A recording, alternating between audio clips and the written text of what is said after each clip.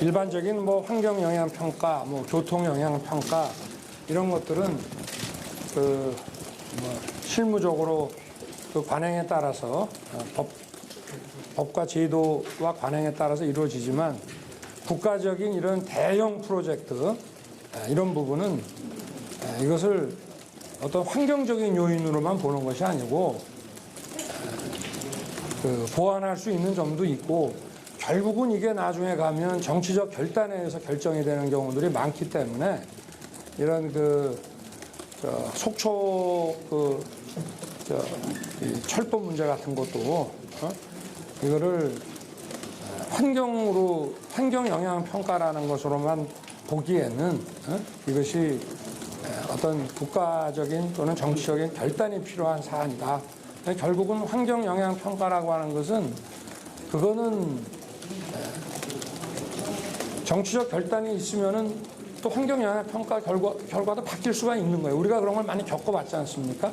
네, 그런 말씀을 드리는 겁니다. 네.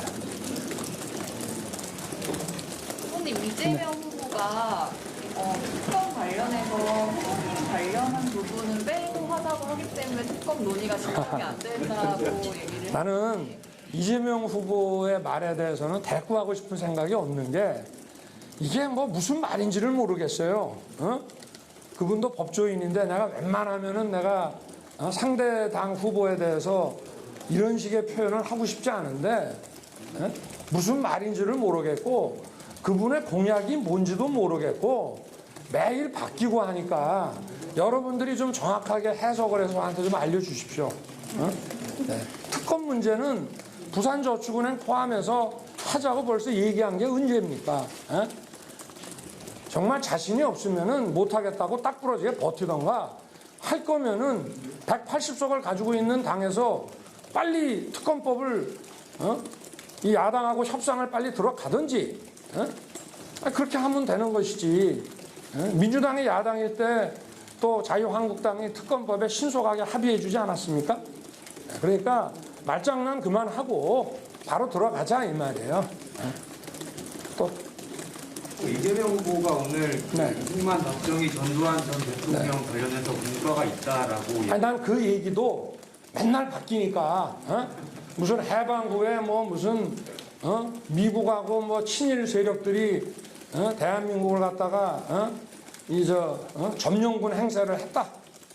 그리고 뭐 이승만 대통령은 결국은 점령당해 가지고 그 사람들이 휘둘렸다는 취지의 그런 얘기를 벌써 한 지가 얼마 안 된 것 같은데 그러니까 그 이재명 후보의 얘기를 여러분들이 잘 풀어내세요.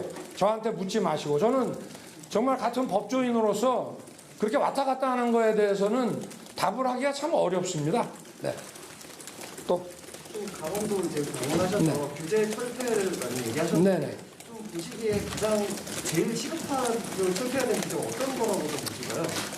아까도 누차 말씀드렸지만 이 토지 이용에 대한 규제를 이것이 중충적으로 뭐 어떤 토지에는 뭐 14개가 법에 의해서 규제가 돼 있는 곳도 있고 그리고 강원도가 소위 우리 수도권 그 시민들에게 물과 전기도 공급하고 또 접경 지역으로서의 그 국가 안보를 위한 희생도 하고 이렇게 했는데 이제는 강원도의 문제를 중앙정부가 터치하지 말고 강원도 스스로 결정할 수 있고 중앙정부는 뒤에서 지원해주는 체제로 그리고 강원도에다가 이거를 맡긴다고 해서 또 규제를 함부로 막 풀고 이러진 않습니다. 어차피 강원도도 지속 가능한 성장과 발전을 추구해야 되기 때문에 도 입장에서 얼마든지 자율적으로 해도 국가적으로 큰 문제가 저는 없다고 생각합니다. 네. 어제 추경 관련해서 했던 네. 거랑 다시 좀 여쭙고 싶은데요. 김종인 위원장이 내가 먼저 말씀을 드릴게요. 계속 나오던 거니까 뉴스에. 엇박자 난다. 엇박자가 전혀 아니고 예.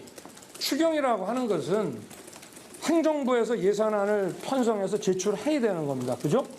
그런데 지금 그 여당의 후보가 김종인 박사께서 100조 얘기를 하시니까 나와서 우리하고 논의를 하고 토론을 하자 이랬잖아요. 그러니까 그걸 환영하는 듯한 발언을 하면서 그러면은 먼저 여당의 집권 여당의 후보가 여당 그 대통령에게 행정부를 설득해서 먼저 추경안을 편성해서 국회에 제출하도록 한 다음에 정치인들끼리 거기에 대한 논의를 하면 되는 것이다 이런 뜻입니다. 같은 뜻입니다. 네.